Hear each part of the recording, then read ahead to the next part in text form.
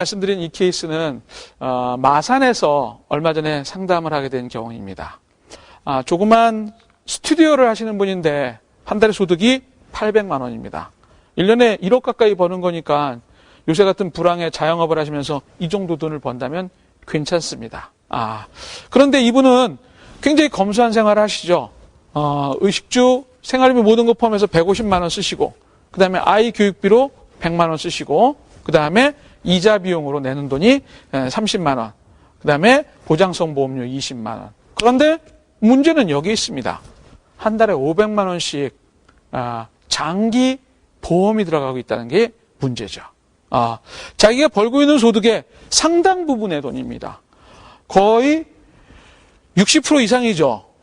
60% 이상의 돈이 이 장기라고 하는 것은 보험 쪽에 많이 있는 건데, 설계사분들이 쫓아와가지고 은퇴준비, 자녀교육비 얘기하면 구체적인 계획 없는 상태에서 자기의 잉여자금을 전부 다 10년 이상 보아야 되는 보험에 묶는 경우입니다. 이분이 20번 정도를 납입했습니다. 결국 원금이 얼마죠? 500만 원씩 20번 납입했으면 1억의 돈을 납입했습니다. 그렇지만 당장 돈이 필요해서 써야지 그러고 가서 내 돈 달라고 얘기하면 실제로 2년이 안 됐을 경우에 찾게 되는 돈은 반이 훨씬 못 미치는 3천만 원에서 4천만 원밖에 못 찾기 때문에 이분은 눈 뜨고 6천만 원, 7천만 원 정도를 잃어버리게 되는 경우를 당하게 되죠. 이런 어처구니 없는 경우가 있을 수 있다는 겁니다. 자, 이분의 시간이 지나서의 재무상태표 누구도 예측 못합니다. 왜냐하면 장기 자금이 갖고 있는 여러 가지의 특징들을 잘 살펴보면 과연 그 모든 아이들 교육, 집 이런 것들을 다 희생하면서 20년 동안 꼬박 모아야지 여기에 될 텐데 그 20년 동안 아무런 고통 없이 이겨내면서 여기까지 갈 수 있는 사람이 없기 때문에 어쩌면 은퇴할 즈음에 아니면 10년 후에 내 돈은 하나도 없을 수도 있겠죠. 이 경우가 저한테 상담이 들어왔습니다. 물론 저렇게 그 상담을 하도록 한 그 보험회사의 설계사분이나 또는 그런 상담을 하도록 지도해 주는 분들이 문제도 있고 회사도 문제가 있고 여러 문제가 있을 수 있지만 가장 큰 문제는 저런 의사결정을 한 본인입니다. 본인. 조금 전에 말씀드린 현금 흐름표를 다시 한번 그려보면 이렇습니다.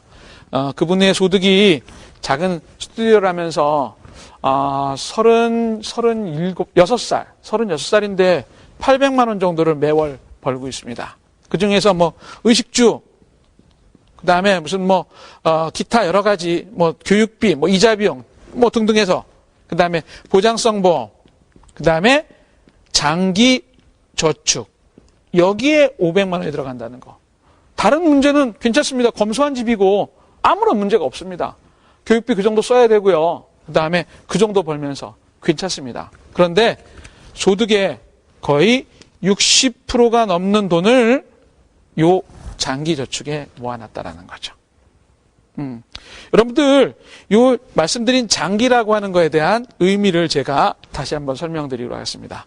30대 중반에 있는 C, 모 씨가 갖고 있는 여유자금의 대부분을 장기로 묶는다는 것은 어떤 위험이 있냐면 사람들이 살면서 20대 후반에 사회생활을 시작해서 바로 결혼이라는 걸 꿈꾸고요. 시간이 좀 지나면 이제 집이라는 것을 소유하길 원하고 그러면 태어난 아이들이 시간이 좀 지나면 교육을 원하고 그 다음에 은퇴를 하게 되는 것이 일반적인 라이프 사이클이라고 제가 말씀드렸습니다. 지금 이분은 이 정도에 와 있겠죠. 30대 중반이면. 집을 마련해서 열심히 대출금을 갚아가거나 또는 이미 집을 마련했거나 아니면 가까운 시간에 집을 마련할 계획이 있던가 아마 그럴 것입니다. 그런데 여기에서 갖고 있는 잉여자금 전체를 여기에 쓸 용도에다 갖다 묶어놓으면 분명히 앞으로 닥치게 되는 집과 자녀 교육의 문제에서 필요한 돈들만큼이 준비가 안 되기 때문에 문제는 당연히 일어나죠. 이 문제는 일어날 수밖에 없는 문제를 처음부터 의사결정했다는 이 C, 모 씨의 시모씨의 의사결정이 제일 큰 문제였습니다. 제가 보험권에 있어 보니까요, 이 보험회사에서 상품을 권유하는 분들의 얘기를 100% 믿어서 가계경제가 무너진 경우가 굉장히 많이 있습니다. 잉여자금이 있는데, 잉여자금은 분명히 이런 라이프 사이클에 의하면 단기 돈도 있고요, 중기 돈도 있죠. 단기는 대부분 1년 내의 돈을 얘기를 하고요. 중기는 3년에서 5년 정도의 얘기를 하고요. 장기는 7년에서 10년 이상의 쓸 돈을, 그 이후에 쓸 돈을 우리가 단기, 중기, 장기라고 얘기를 하는데, 이분이 7년, 10년 이상 이후에 쓸 돈으로 500만 원을 다 불입을 하고 있다면 분명히 단기나 중기에 닥쳐오는 자금들은 해결할 수 있는 방법이 없다라는 거죠. 개인적으로 생각하기에는 대한민국에 있는 분들이 보험만 제대로 잘 들어도 대한민국이 부자 나라가 됩니다. 좀 말이 좀 과했나요? 그런데 실제로 대한민국에서 보험이라고 하는 금융상품에 엮여서 3년 만에, 2년 만에, 1년 만에 생각지 않은 일이 터져가지고 갑자기 붙던 보험을 깨게 되거나 해지를 하게 된다면 당하는 손실이 적지 않죠. 내가 불입한 원금에 아까도 말씀드렸듯이 이분이 500만 원씩 20번을 불입했습니다. 그러면 이 돈이 1억인데 2년이 지난 다음에 내 돈 주쇼라고 해서 급한 일로 깨게 된다면 3천만 원에서 4천만 원 정도밖에 받지 못하니까 만약에 제대로만 했으면 이 돈이 1억 1천이 됐을 텐데 3천만 원, 4천밖에 받지 못한다면 얼마나 큰 손실입니까? 적지 않은 손실을 보기 때문에 이런 경우를 막기 위해서라도 여러분들이 단기, 중기, 장기의 목표 설정을 명확히 하고 거기에 따른 돈으로 의사결정을 해야 된다는 거죠. 이분은 지금이라도 늦지 않았습니다. 이걸 계속 몰고 가는 것보단 제가 갖고 있는 생각의 기준에 의하면 800만 원 정도를 버는 분은 200만 원도 조금 과하고요. 200만 원도 장기자금으로 묻는 건 좀 과하고요.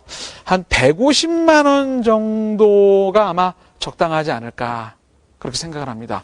원래 기준에 의한 것보다 얼마나 많은 치우침이 있는지 여러분들 기억하셔야 될 겁니다.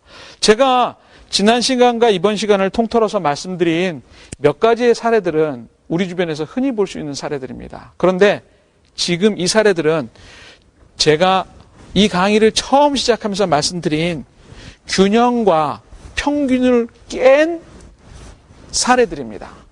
그렇기 때문에 어느 쪽으로 한쪽으로 몰리기만 한다면 여러분들의 가게는 상당히 많은 재정적인 손실을 보게 된다는 사실을 잊지 마시기 바랍니다. 그 이유는 이런 이유 때문에 그렇습니다.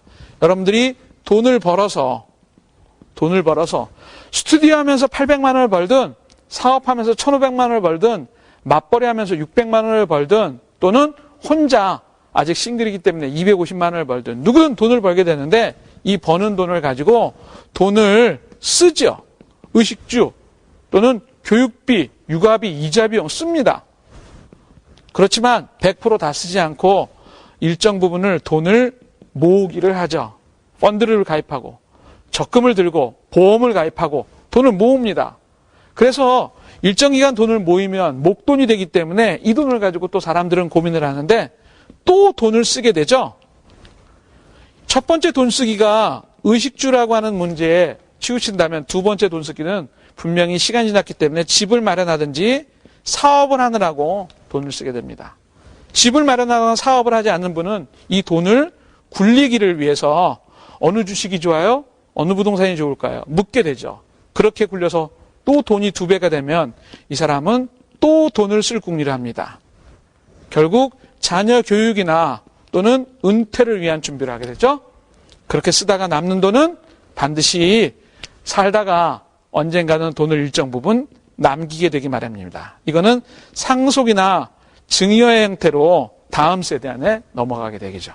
두 번째 돈 쓰기를 할 때 여러분들이 집을 구입할 때 대출을 받게 되는 건데 그렇기 때문에 돈을 빌리게 되는 경우고요. 당연히 빌렸으면 돈을 갚아야 되게 하죠. 돈을 벌 때부터 돈을 남길 때까지 지속적으로 많은 사람들이 갖고 있는 고민이 돈을 지키기입니다. 돈을 지키기. 절세 방안을 마련하고 화재보험을 들어서 화재가 났을 때 내 건물을 다시 찾을 수 있는 방법을 고민하게 되겠죠. 이 중에서 여하튼 뭔가에 치우쳤을 때 문제는 발생합니다. 이것을 전체적으로 한꺼번에 보고 잃어버리지 않는다면 여러분들은 절대 위험에 빠지지 않습니다. 자산이 1억 있는 사람은 1억 있는 사람대로 흔들리지 않고요. 자산이 10억 있는 사람은 10억 있는 대로 흔들리지 않고요.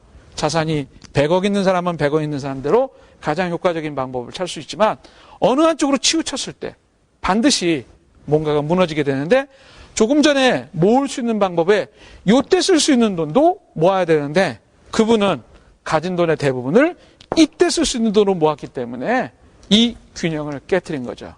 기억하시기 바랍니다. 돈은 평균의 삶의 근거에서 균형을 깨트리지 않는데 관리의 방법에 그 핵심이 있다는 것 기억하셔야 됩니다. 제가 지금까지 말씀드린 모든 경우는 그 균형을 깨트리게 됐습니다. 어느 쪽에 몰빵 투자에서도 한 종목 찍어가지고 완빵에 사면 그분은 성공하면 대박이지만 실패하면 쪽박이라는 세계로 간다는 것 많이 보셨을 겁니다. 균형을 깨트리지 마셔야 됩니다. 균형을 깨트리는 순간 이미 그분은 돌아설 수 없는 재정적인 어려움의 길로 들어선 경우를 여러분들 기억하시면 아마 지난번 시간과 이번 시간에 말씀드린 케이스가 여러분들한테 시사하는 것이 있을 거라고 생각이 들고 지금이라도 가던 길을 멈추시고 돌아오시면 앞으로 남겨진 시간 동안 여러분들의 삶이 변화할 수 있을 거라고 생각합니다. 그렇게 계속하신다면 여러분들은 행복과는 점점 거리가 먼다는 것도 기억하시고요. 저하고 같이 여러분들이 앞으로 걸어가는 길에 행복한 부자를 꿈꾸시는 여러분이 되셨으면 좋겠습니다. 다음 시간에 또 엉클존은 여러분들을 찾아뵙도록 하겠습니다. 고맙습니다.